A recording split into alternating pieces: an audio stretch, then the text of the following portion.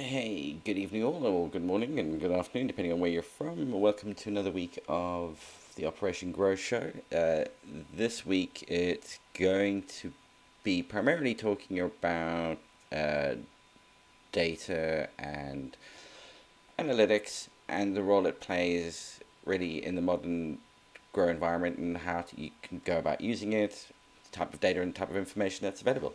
Um, so yeah, we do have the hardened usual crew on the road once again. It's Lefty. So let's just have a quick. Yeah, how you doing, sir? I'm doing good. As usual, I'm on the road. But no, it's a beautiful day, a little chilly, but it's beautiful around here. And no coronavirus at my house, so everybody is happy and healthy. Nice, nice.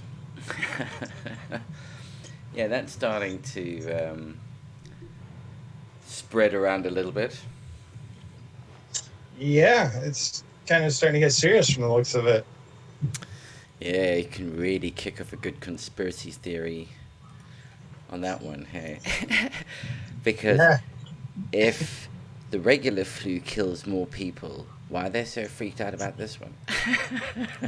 Me and my wife were just talking Du-du-du-du. about this earlier today.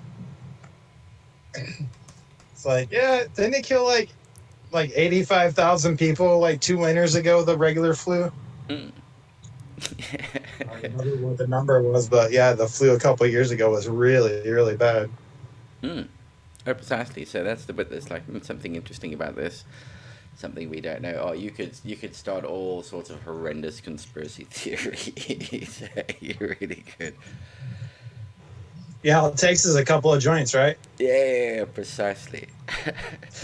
Couple of those and a few rounds of playing that game, Plague Inc. Download that and play that on your phone. Oh man, that's really gets freaky. It's like, okay, I see how this is working. Jesus. I haven't come across that one yet. No, that's a good game to play. I played it a while back, and even the kids were saying like, "Whoa, this is a bit like the game, Dad." It's how do you take out the population without making it obvious that you're doing it until it's too late. And this has all the hallmarks. Checking all the boxes, huh? Yeah, yeah, yeah. So, yeah, I thought a good idea was to do a little talk on, or just really get into, the idea around data and data analytics and data collection and what it means in that in the grow space and the grow environment, and small scale and a large scale, considering sort of where people are going, and you hear a lot about different buzzwords and different things and how does it all fit together and what does it all actually mean. um, and having just been at that spot in rather rural Wales, oh, that's rather might mute you for a brief sec. Rather rural Wales, I thought it'd be a good idea to, yeah, maybe repeat some of that was quite an experience. It was great fun. But we went to an event in the evening, and then like a couple of the speakers started off it speaking in Welsh, and it was like, oh dear, oh dear. Well, Yeah, I can only imagine because I'm sure the group that you're talking to wasn't a younger group of gentlemen either. So you're speaking oh dad. no, I was one of the whippersnappers. Oh, jeez. Yeah, But so that's that'd part have of the been quite problem. interesting, right? Yeah, I mean that's like a really big problem, and I think that is that there are no young people getting into horticulture or getting into agriculture because it isn't cool, you Not know. on a large scale.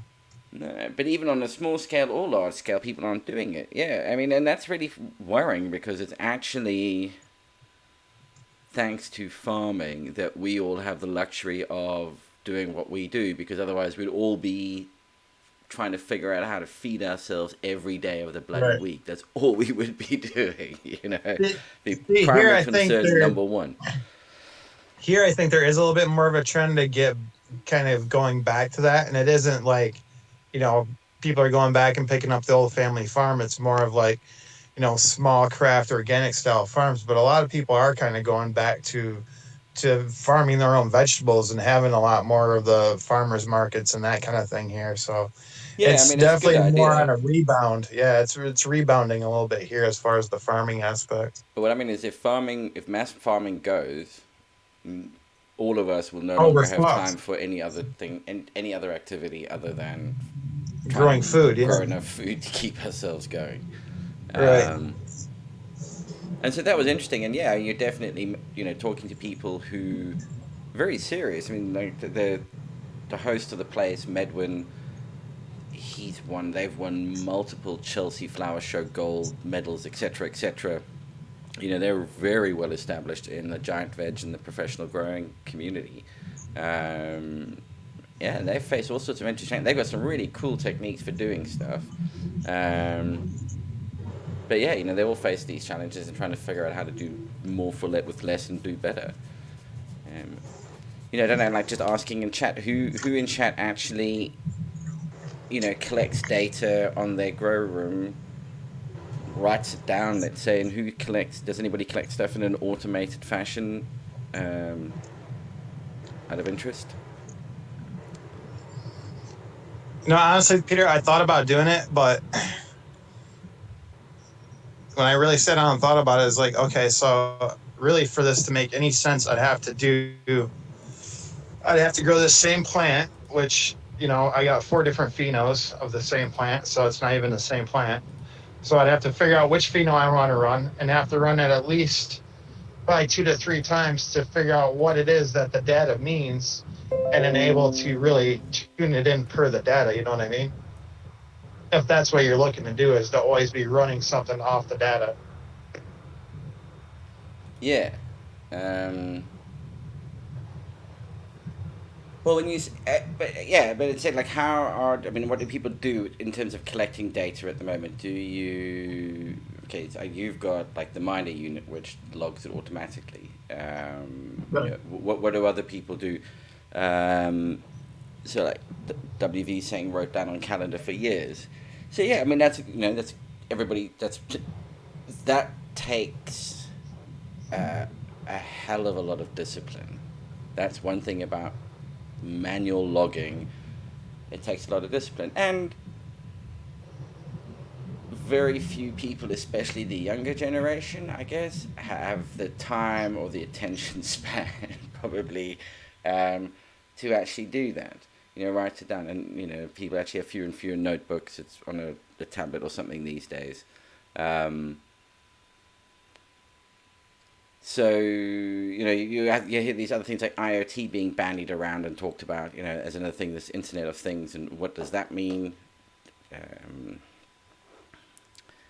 hey, evening, Canadian connoisseurs. Going well, thanks. How are you guys doing? So let's just quickly. So what I thought you could talk about on here would be something like the just a few gender points. This is from as I said, a presentation I did the other day, so I'm just going to skip through some of it. But I think some points are actually quite applicable to this area as well, and some of the challenges are exactly the same, especially on the more commercial side. There's definitely aspects of this that would be of interest to more serious commercial growers. So, like one of these things that gets an expression or term that you hear bandied around a lot again is like IoT, Internet of Things, and what does it stand for? And it's like, this is I'm putting on the screen at the moment, like a really technical definition of it, taken from Wikipedia. Essentially, at the end of the day, IoT devices or IoT are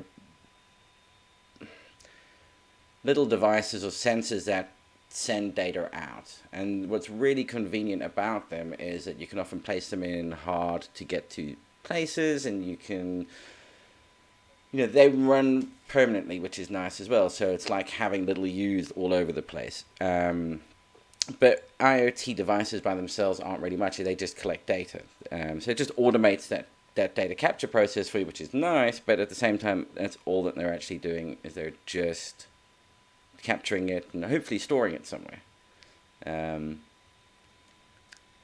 So I talk about this concept that's been like the digital ecosystem, and this is where IoT is just one small piece of it.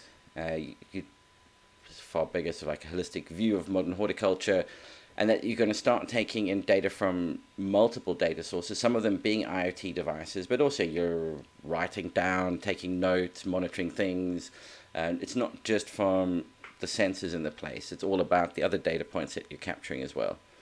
Um, and over time, it moves from just monitoring things to getting some deeper data insights when you start to really shift into data analytics that are going beyond basic charts. That then leads into the machine learning space, and then this is where, in its entirety, the whole idea is trying to be able to do more with less. So become more efficient, reduce labor overheads, which again is really important. Especially with, like, I suppose, like if you look at Europe, we've got a whole lot of changing, well, all over the place. You've got changing political landscapes. You've got things like the coronavirus that reduces the ability for labor to move around. So now, how do you suddenly do more with less? You've got to be able to be smarter about the decisions you're making and have a better understanding of what's going on. Reducing waste is a really easy way to improve your profits, and it naturally leads to improved margins.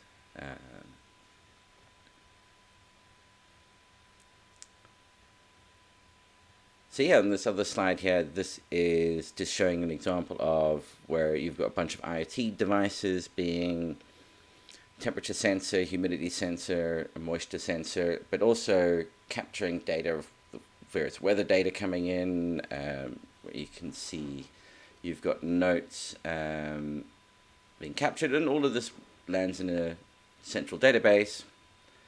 That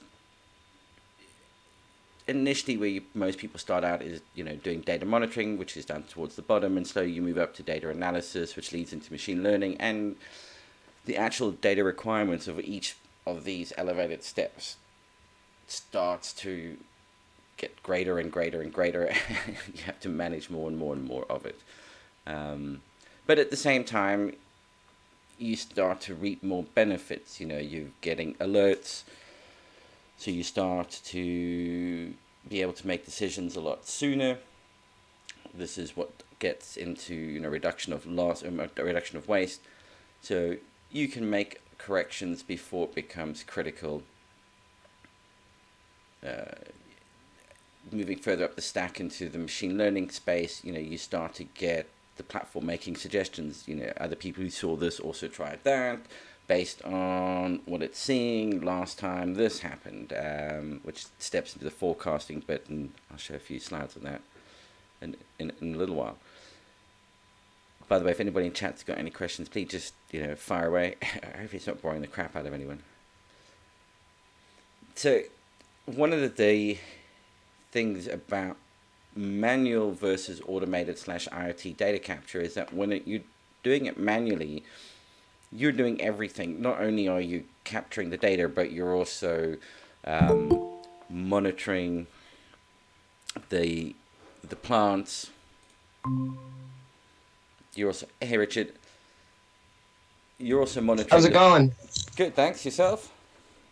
Pretty good. Yeah, you just caught me mid swing. Go ahead, continue. So yeah, when you're doing it as manual data capture, you as the horticulturist, farmer, grower, you're doing everything. You're not only just capturing all the data points, which possibly you're doing maybe 3 times a day.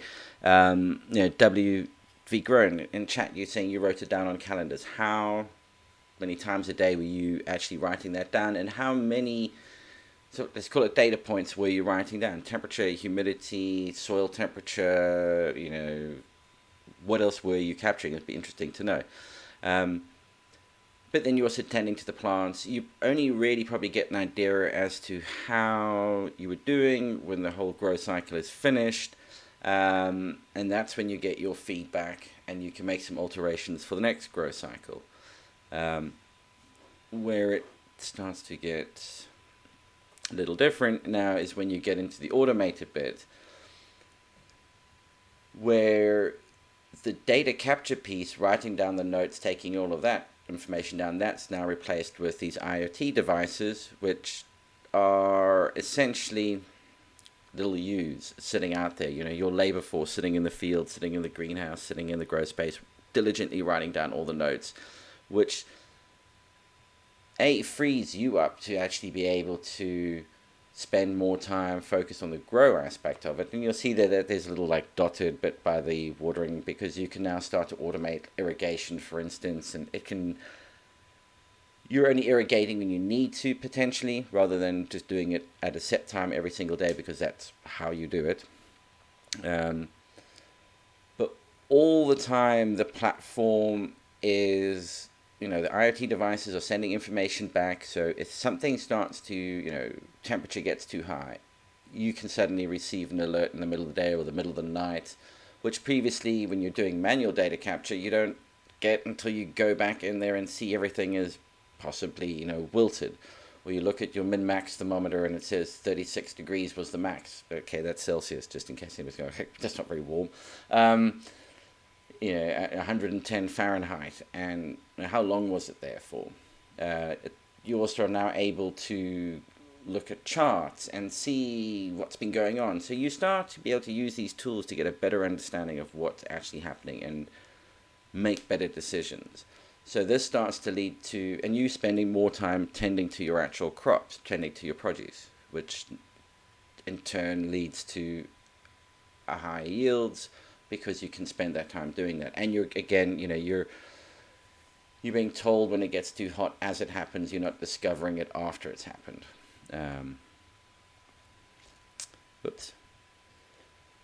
Now, the machine learning part of all of this is where you take everybody's grow cycle, because even at this point where it's the manual data capture and the automated, when you're doing it by yourself, it's still just one grow cycle, one experience at a time. So if I want to, know what it's like to grow something 10 times, I have to grow it 10 times. And that's as fast as I can learn.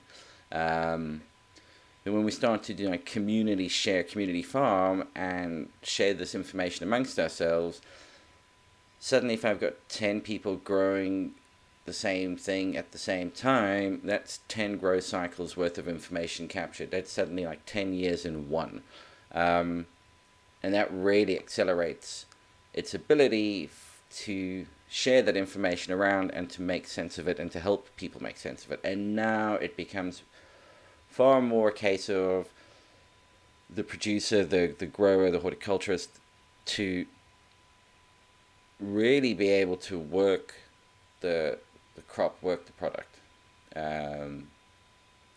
At no point does the system ever tell you this is what you should be doing. It just gives guidance and advice. It's just that extra bit of information.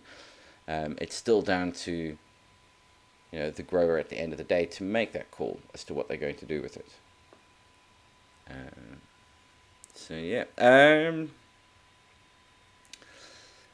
it becomes important when it start to talk about things like efficiencies, irrigation only, irrigating when it needs to be.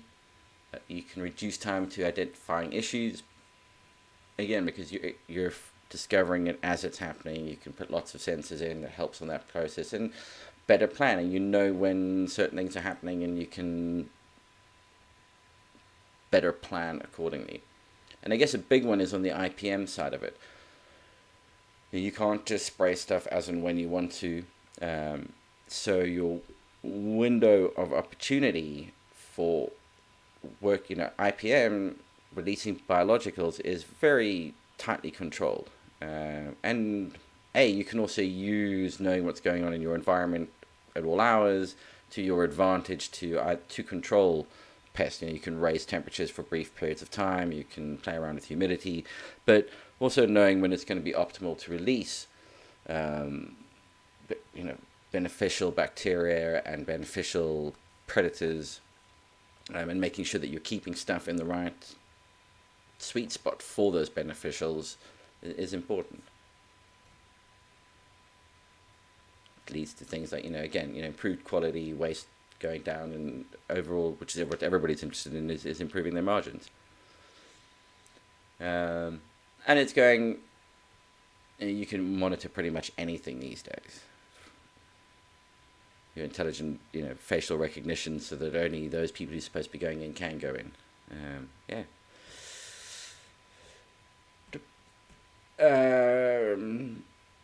And then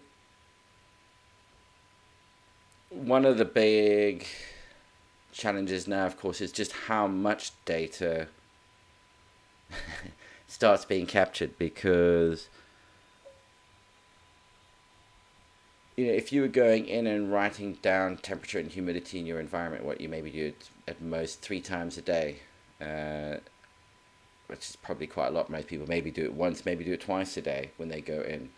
And these 4 charts just show like the same 1 month worth of data, one of it doing it at 30-second intervals, another one doing it 15-minute, and then 1 hour and 8 hour. And they do all show a bit of a different picture, and it's now trying to work out, where's the best, what's the happy medium, where's the best point. And the 1 hour samples is usually pretty good when you're looking at a very long time span.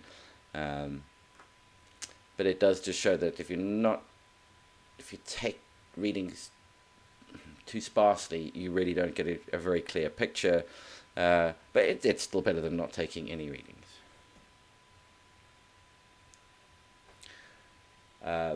And another problem that you find when you're starting playing with lots of different bits of data coming in from all over the place is that they're all in different measurements and different scales. So it's how do you make sense of it? And although it does probably appear very daunting if nobody, if you haven't done stats at school, university, whatever, I certainly didn't. This is just really learned on the fly.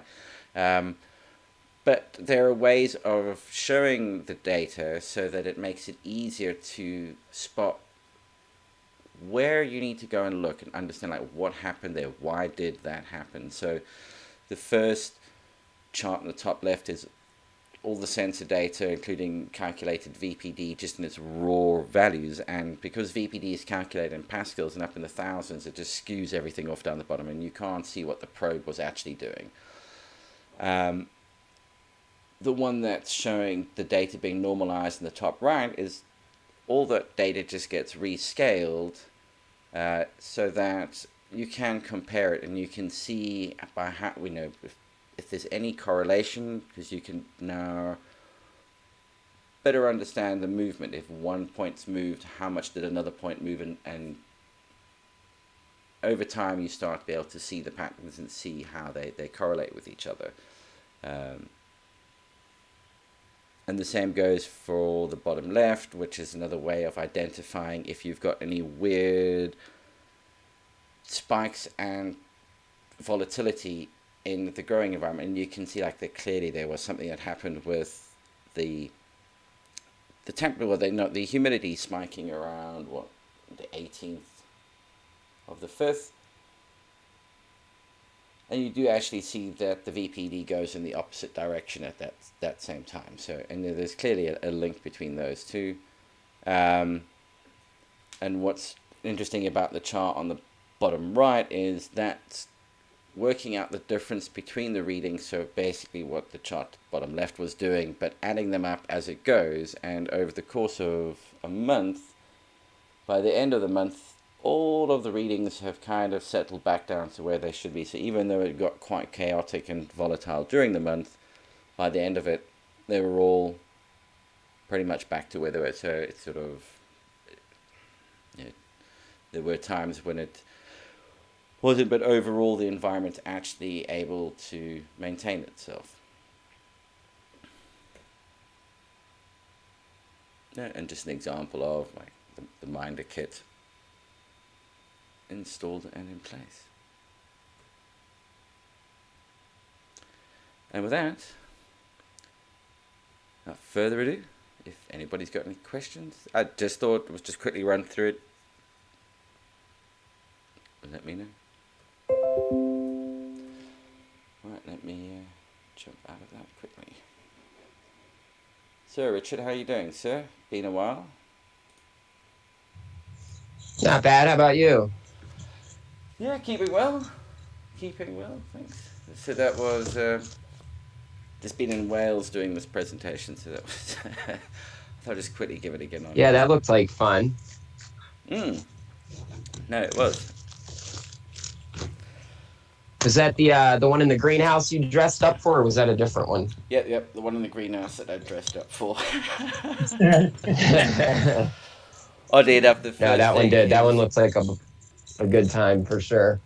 his son went, you wore the wrong shoes. And I was in trainers. And one of the other guys who came along was wearing like leather, like smart shoes. And I said, not as bad as him. Trying to traipse the muddy. Well, it wasn't too muddy. That was cool. It was in a greenhouse. Yeah, it was in a polytunnel. And you'll be amazed just how efficient those things are at warming up, because there's that Yeah, they are. snow on Snowdonia, which was that picture behind. I don't know if you saw the other one. I should actually find a way of getting it on here. And we're only about 50 to 100, well, maybe 100 feet above sea level, and you've got snow not far away, and suddenly the sun comes out and you're in that polytunnel. It's like, Jesus, get the jumper off, jacket off. It's like you're sweating. Of course, the second it goes and somebody's left the door open, it's like, yeah. Very cold very quickly again. I bet. They are nice. Rich, how things going where you're at, man? It's very cold here right now, so it's been fun. Can't really do anything with the environment. You can only do so much to a certain point at this stage of the year, winter. But I mean, it's not going too bad. Yeah, I meant like business wise, as far as the change with the laws, and as far as your business and. Yeah. No, I mean, yeah, for me, it's been pretty nice and fun and a fun little adventure. So far as what's going on in dispensaries, I really don't know. Haven't even been in one as of yet. They just seem like they're always out of everything. The stuff that's there is not great. Most time they don't even have flour. A lot of the time, all you can get is edibles. That's what I understand from people I hear. So it doesn't even sound like it's really worth it. I think there's something like one dispensary for every 75,000 people. So it's just, the laws are, it's nice, it's legal, but there's not really a whole lot going on. They still need to catch up with a lot of stuff. They need to catch up with, producing, and the laws are really goofy still. So it's been all right for me and what I'm doing, but it's been hard for others to, get licenses and stuff like that. They're only giving a really small number out. So yeah. If you want to run like a dispensary or grow, on a larger scale, you're gonna have to have a lot of money to get a license. That's for sure. And hope, because like I said, it's such a small number. Even if you have money, you probably still won't get it. So Yeah. Yeah, it's a little crazy. Like I said, the amount of dispensaries for people is just like, I don't know, insane, I guess would be the best word, but that's why the lines are so long and they never have anything, And the prices are crazy, but people buy it all day long, I guess. So it is what it is. Yeah, exactly. Sure, the black market's thriving, though, So what is your plant count allowed? Plant count is only 5, and only for a medical card holder. So it's not really good at all. I mean, if you're not a medical card holder and you get caught with up to 5 plants, it's only a $200 ticket. That's it. Like, you don't go to jail. They just take your plants and throw them away. But once you get caught with over 5, it's a felony. And same for a medical card holder. Once you get caught with over 5, it's a felony. And they consider the 5 inches or taller. So once it's 5 inches, it's considered one of your five. Which I mean, a seedling can get 5 inches pretty quick. So it doesn't leave you a lot of room to do a lot of stuff as a There's a grower. whole world of jokes lined up for that one. Yeah. But I don't know. It's not. They really didn't think a lot through. I saw they're trying to pass some kind of bill on. They want store bought packaging, your stuff to be in that. So if they pull you over, it's can be traced back to where you bought it, and it's just kind of funny because if you're a medical grower, you're not going to have that. And Right. what are they supposed to do on top of what's going to stop people from just buying the container one time and refilling it? Or I don't know. It's just there's a lot of stuff they haven't figured out. So it's just kind of a Wild West kind of show right now of nobody really knowing what to do, including the people and the police. So they're kind of doing it to A be hip dangerous combination. right. and they're kind of doing it to be up to speed with the rest of the country and to be in the progressive times, but yet they got to figure out how to still make their money. Yeah, they really, really, really want to try to, wipe out the black or free market, and they're just making it stronger and pissing people off at the same time. Or, like I said, trying to make laws that don't even make sense on the laws that were already passed. Like, what does the medical grower do? But they're just not going to have that packaging. Yeah, I guess the only way you really get rid of the black market, man, is you just got to not tax it too heavily, keep it reasonably, cheaply priced, reasonably priced, so everybody can still make a decent Right. margin on Yeah, I it. don't think they realize that. They want to try to get as much as they can, as quick as they can, especially this state. And I know a lot of people have states that are similar, but it is all about the money in Illinois. So. It's all about the money everywhere. Yeah, Everywhere. that is true. And how is the consulting business going? It's going good. I'm gonna start doing some little classes here soon at a nursery. So for people that haven't grown before, it's like a 3-part class. So that'll be interesting and fun. Yeah, And then yeah. I've had a couple clients where you go and set up stuff for them. So that's been interesting and fun as well, watching them grow and follow them along. But yeah, it's been fun. Very, very interesting. And it's always nice helping people out or teaching somebody something, I guess. The class thing will be fun too. It's definitely out of my comfort zone, but I think it's going to be a good time. It's been a lot of work making the curriculum and all that kind of stuff, but Yeah, and it'll be it's good. fun. I mean, I started my professional career, I guess, if you want to call it that, back way back when. I mean, that started off lecturing, um, software, computing stuff, and whatnot, and it was actually quite good fun. I still enjoy standing up in front of a crowd and talking. Right. Yeah, I And figure, I mean, it's something I'm passionate about. And if there's anything I can stand up and talk for a few hours in front of people about, it's growing. So why not do it, Try to help some people get started. And now that they can.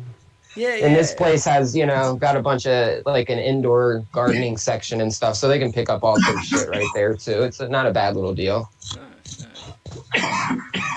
We should give you a discount code. Um, and Yeah, then they you've do. And they're going to give the students a discount, too. It's a pretty sweet little deal they got going on. yeah, no, cool. And you often find, I mean, the nice thing is, you always learn from the class as well, which is good. That's what I figure.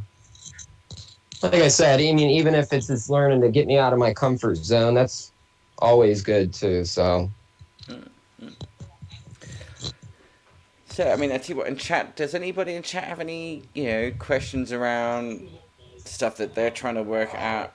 And, I don't know, just generally speaking on the data side, or at the moment when they grow, that they're trying to do. I mean, maybe somebody's like, how does certain stuff actually get done in the machine learning world? I mean, what is that? What is that As all far as about? the data stuff, Peter, just my 2 cents is, I never really thought about it before. I started doing the Operation Grow, and as far as as far as getting it like completely dialed in, as far as your VPD and stuff like that, um, I knew I was kind of where I was kind of at, and just getting it more dialed in with the minder unit, as I thought was quite helpful. Mm. I saw a little bit of a difference, not so much in flower, but so far, but in veg, I saw a bit more of a difference in veg with my plants. So, yeah, if anybody out there is curious, um, I don't remember what I paid for my minder. It wasn't crazy, but it's definitely a tool worth having, um, especially if you're a newer grower. I think Yeah. that would have been really helpful for me to have when I first started growing, just so you kind of understand those numbers. Just understanding those numbers, it really helps you out and you grow a lot. And also, like when you're early on, and well, not just early on. I mean, when you're having to set up a space, keep an eye on it. It's usually things like trying to track, keep an eye on airflow and air movement, and having something that's constantly recording that information allows you to, again, say, oh, hang on, I need to move some fans or I need to prune a plant to create some more airflow. Uh, but as you say, the thing about being the beginner, that's the idea, and that's where the machine learning aspect kicks in. And I saw these old boys that did the show, trying to, you can see their concern around technology until you say something like, okay, look at the old horse-drawn plow that then got replaced with a tractor, and everybody was, oh my god, the tractor is going to, ruin farming, blah, blah, blah, blah, blah.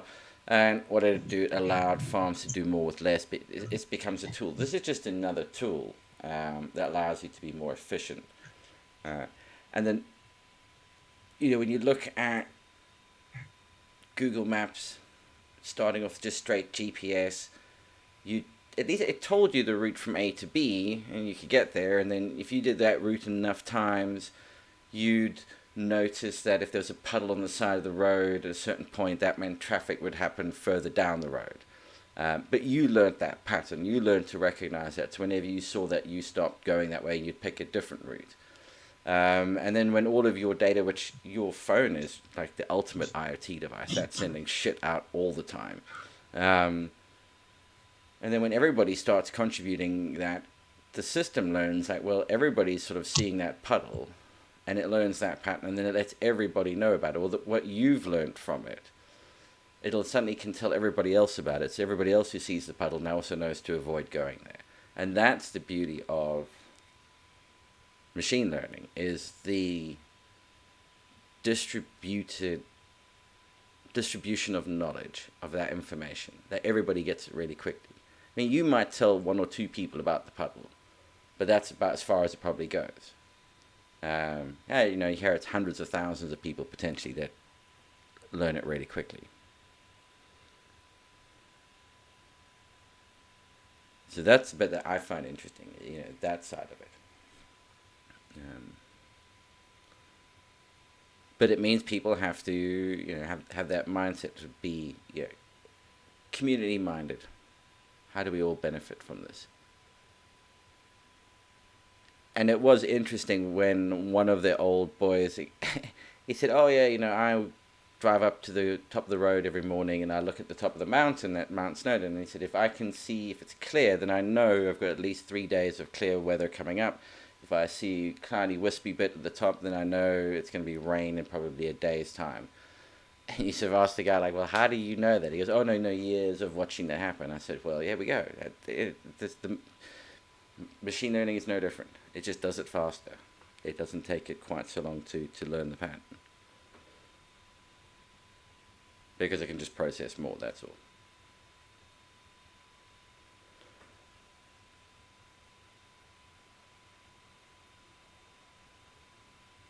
So yeah, hey, dead air.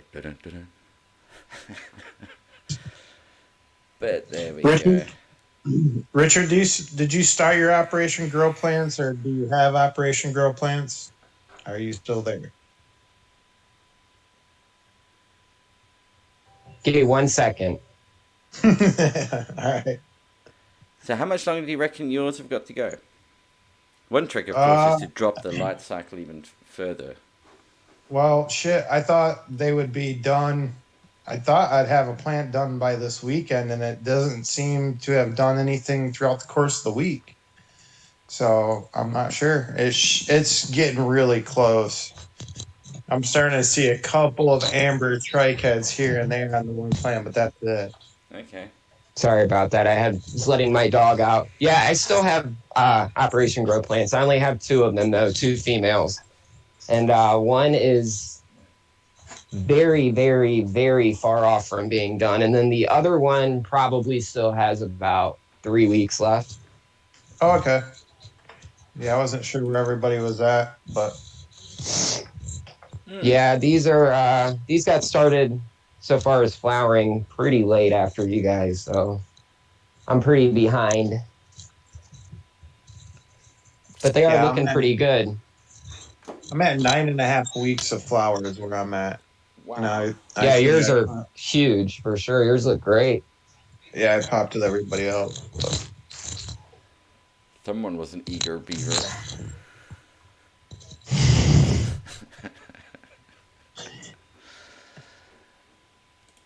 I went when everybody else did. I think I popped mine only 3 days after everybody, but so far as starting flower or flipping, it was pretty late. Yeah, that became a bit of like a chaotic shitfest across the board. Right. Yeah, I remember everybody kind of did separate times. And everyone go. I flipped after 49. I think I took mine 49 days and I flipped them at 49. But I think I was the only person that flipped them at 49 days. Because initially we were talking about like 45. And everybody Yeah. was like, no, Yeah, I remember that. we're not even close. Yeah. So Yeah, I do remember that, like 40, 45 or something like that. Yeah, and a lot of us weren't ready. Mm-hmm. Mm-mm. Yeah, they were doing really good, and all of a sudden they just kind of put on the brakes. In the last week, they haven't seemed to have done a whole lot. On the one plant, all the bottom buds look further along than the tops. I have some that do that too. There's always like a strain or two that I find where it seems like the buds right under the top buds are like the best, or the ones that you want. It's not that they're getting burned or anything, the top ones. It just seems like the trichomes develop thicker, or I don't know. It's really weird. Like the buds on the top still have like really like fresh looking young pistils, and the ones on the bottoms like Exactly. More pistils like developed and yeah, weird definitely. looking. What smells are you getting on yours? All different. I had four females, and I think I had four different phenols. But Wow. there's one that's like got like a GMO. It's like Canna Queen says it's the GMO pheno, but it smells like old people bad breath. Oh my That's what god. that's kind of what I got off it was like old people bad breath. And then the one I had to take down because I had root aphids in one of my plants really bad. And that Oh one is shit. like that one's like a Mm. funky, gassy lemon smell, but taste. I mean, Okay, yeah. it's really good. But Yeah, I have two, one that's like a lime lemon citrus smell almost. I wonder if they're pretty similar. yeah, I think I one of them that I still have up is got kind of that limey lemon citrus smell to it, and then the other one it keeps changing. I got like Vicks Vapor Rub off of it one day, Huh. but yeah, they've all been kind of different. They all look different. They're all finishing different. So yeah, I don't know, man. That's cool though. I like variety. Yeah, but that one I took down. I mean, it's tasty. It's good, potent smoke. So it does the trick. Well, that's what I believe is the end goal, isn't it? That's the end goal. That's all that matters. As long as it tastes good and gets you high. Yeah, it tastes good. It's yeah, like I said, it's got like a real harsh, funky lemon taste to it. But yeah, it's good. I love it. Love Uh, the lemon lime. yeah, again, as I said, I've said before, lots of people say it's the only one where it's like, God, that smells like rotten feet. Great, let's have some. Yeah. Right? That and cheese. Cheese isn't kind of a Yeah, combo. The cheese too. two, the only two is like if it nearly makes you throw up, the better it is. You know? Yeah.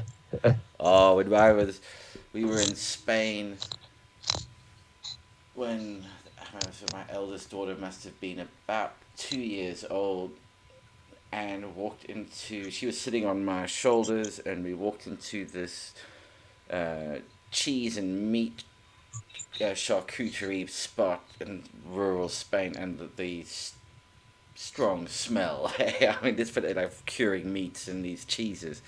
And next minute, as walking, all I could suddenly hear is whoop, whoop on my shoulders. It's like, quick, get out. Oh shit. Yeah, like, run. She's having no part of that. Fucking hell. Um, Yeah, it was yeah. a close one, man. I guess you're not Jeez. ready for that experience just yet. Adding cottage Yeah, cheese to the general mix. I just picked up a pack of seeds. I don't know within the last couple of weeks. That's called Wook foot. You know, like Wookie. Oh, yeah, it's called Wook foot. Wookie. Yeah, well, some kind of a GMO cross, I think, but it's called Wook foot. Mm. Sure, it's good. Yeah, stinkier the better, Funky. right? Yeah. Yeah. Yeah, well, I said that. I'll hopefully, try and chase Jeff up as soon as these ones are done. Um, mm. And I was curious around something like irrigation. What irrigation do you guys use at the moment? My hands. Okay, so you're hand watering yourself, Rich. I do hand. I also have a homemade system I built that basically has drippers as Mm-hmm. well as those bucket company buckets. They have their own like kind of dripper system built in, but my Yeah. homemade system hooks up to that as well. So it's all kind of fed into one reservoir. All right. So you run the bucket company stuff. No, because I know I've mentioned it in the past, but I've been in further chats with a few people about it on the um, autopot gravity fed uh, watering system. So no pumps or anything like that, which is one of the nicer Yeah, I know aspects exactly of what it. you're talking about. Hmm. Yeah, there's a guy around here that runs those, and I think might be a rep for them. He loves those things. I think he No. puts a couple of plants in each pot too. I don't remember what size pot he's using. Them. Those are like Yeah, the black pots with the little square they sit in at the bottom. I think. and it's got a float valve mechanism in there, so Yeah, they do need a little bit of care and attention to get them going. dialed in. Yeah. Just to get it initiated, and once it starts, then it's fine. Usually, part of the problem is if the plant isn't really big enough, the root structure isn't quite there yet when it gets planted in. The plant's not drawing enough moisture up continuously to really get it cranking, if that makes sense. Oh yeah, It just not waking it up good enough. yeah. It struggles to wick it if the plant isn't drawing through quite as quick. Yeah, I have some beds too that aren't really on any irrigation. They're like bottom fed beds that I built a couple months ago. So you just water them, through the tube, and it fills up a little spot in the bottom of the bed, and they kind of wick up through the bottom, like a hempy bucket, basically. Yeah, But yeah, it's like yeah. a bed. It's a hempy bed, you could call it.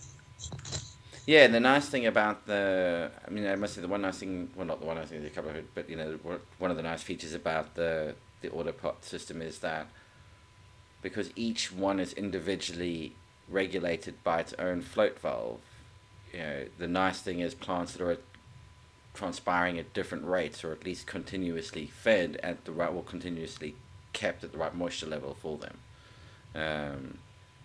Which That certainly makes eases sense. up on hand watering and are you giving it enough. So that really is quite a nice feature. And again, no pump. That's something that can't accidentally go wrong. And I think for like the biologicals, people doing, wanting to use bio nutrients, I think they even now do a wider ball pipe, diameter pipe, to prevent it clogging up, which is usually a bit more of an issue with bio nutrients. Right. A little bit thicker. Mm-mm. Hey, the American one, how you doing, buddy? Always at the very end, I must have to think about moving this to a different date, so the popularity sort of jumps up slightly towards the end of the show. uh, yeah. I won't be on next week. It's my eldest daughter's 21st birthday, so we're going up to London to some fancy cocktail place and somewhere for Chinese restaurant for a meal because it's dead easy to get a booking at the moment. Emphasis on the dead, Nice. but one cough and the whole place is yours.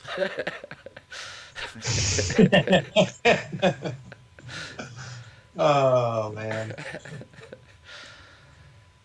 Yeah. Oh, that's a right royal fuck up, hey. What what imports are going to be impacted? What's a good one to be? Give it another couple of weeks, then's the time to invest in the stock market. Once everything's crashed a bit further, Right. that'll be the time to do it. Yeah, they ain't playing over there with that shit. Over there in Asia, they'll SWAT team you and shit. They think you have it. Oh, I cough, Lefty. Nice doing you. That's a cannabis cough, not a corona cough. Oh yeah, yeah, oh Not a yeah, corona cough. sure, sure. The chronic corona cough. Yeah, this is a chronic cough, not the corona cough.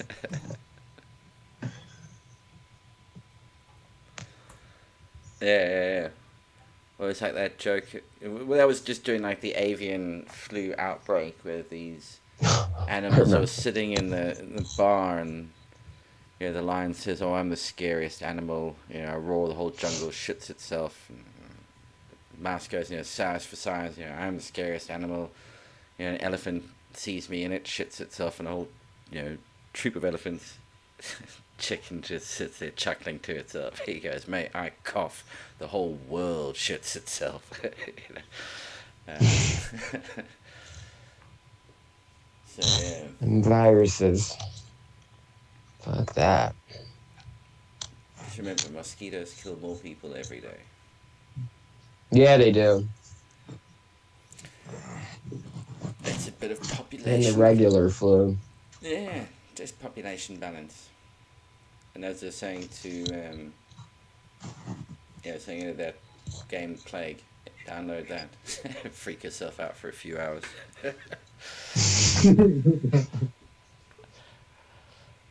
Alrighty then. Well, I think we'll call that an end to the show. Not the highest energy one, but thanks for putting up through that talk. I do need to practice it and work on it a little bit. I think I'd like to do other ones on, like just specific bits, like what can you do at home? If you don't have something like PL Grow System, something like our platform, what can you still be doing? What can you do with data? How can you get charts? Maybe do some stuff with Google Documents and show what is possible at a basic level. And it would be cool to do it as a little series and go through into some of the more higher end machine learning, how to build a model, put stuff through a model, how to do forecasting, show some of the tools that are out there. I mean, it's all open source stuff. It's whether or not you have the time and the patience to figure it out. But yeah, it may interest some people. There might be some other techie geeks in amongst the group. Who knows? When you suddenly see it, you might go, "Oh, that makes a lot of sense."